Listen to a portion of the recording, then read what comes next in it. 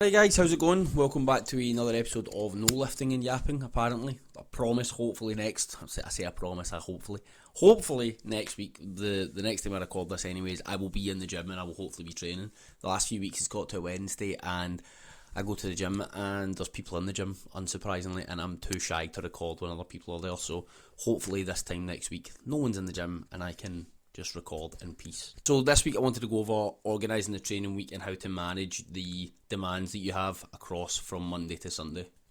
So this is probably one of the most common things that I talk to people about on Instagram or in person or with any of my athletes, is organising your sessions, where to put them and how to have your training week so that you're not battered for your S&C sessions, you're not battered for your training session, and you're definitely not battered for your game. So the first thing I do when I'm organising someone's training week is I figure out what the most important things are. So at the minute, from a lot of the American footballers I work with, they're training on a Wednesday and they're playing on a Sunday. So straight away, those are the two most important things for them that week.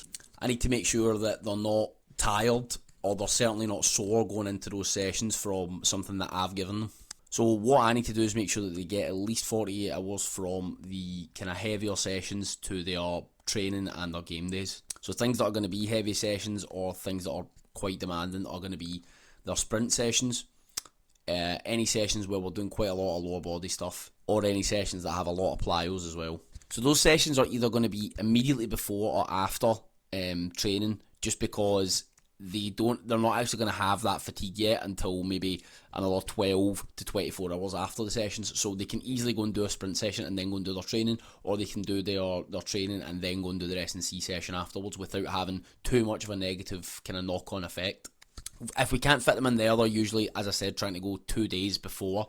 So on a Friday, for talking sake, that's 2 days from practice and 2 days from the game. We can usually do a little bit of work there because it gives them enough time to repair and rest between the training session and their S&C session, and then their S&C session and their game.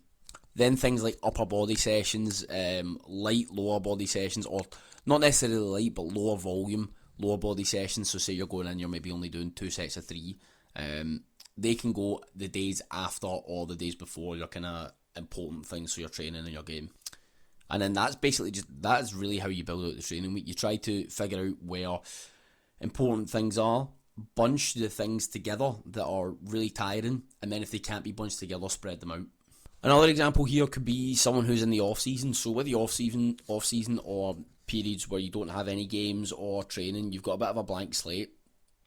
And what's good about this is you can really just plan the week out however you want it. So if you want a heavy session on the Monday, you then know that you probably can't have another one until Wednesday or Thursday.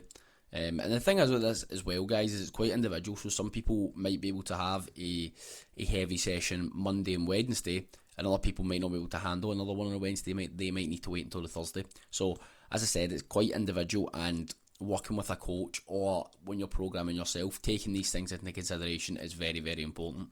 Just because you go online and you see a program that says, oh, you do a heavy session Monday, then you do a heavy one on Wednesday, doesn't mean that you need to do it like that, because, as I said, it's really, really individual. Loads of different lifestyle factors are going to affect it, like sleep, the job that you work, the amount of calories that you consume. So, as I said, just because it's written down on a bit of paper on the internet, doesn't make any sense. A bit of paper or on the internet, it doesn't mean that's exactly how you need to do it. One more example we could do is a football player, so like soccer. We could say that they're training on a Tuesday and a Thursday, then they play their games on Saturday. So a really easy thing you could do here is your 3 hard training days, or your 3 high CNS days, are going to be the Tuesday, the Thursday and the Saturday. So straight away you want to try and get in your plyos and your sprint stuff on probably the Tuesday and the Thursday, just so that you're using Wednesday, Monday and Friday as days to recover. So as I said, you could do your sprint and your plyo on the Thursday.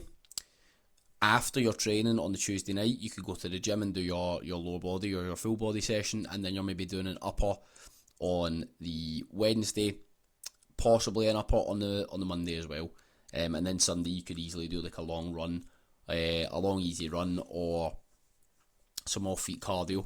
And that way you're just kind of ticking off the box with the cardio, and it's not going to be something that's too taxing for you. Again, it's just so you kind of have this wave where you're building up a bit of fatigue, and then that fatigue starts to come down, and then it goes up again, and then it starts to come down, and it's coming down at the right times and it's going up at the right times.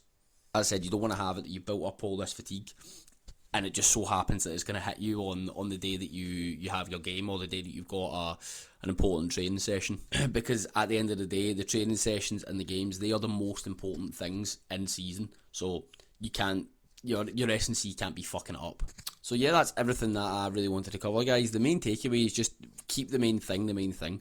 If you play football, that's the most important thing. You're trying to get better at football.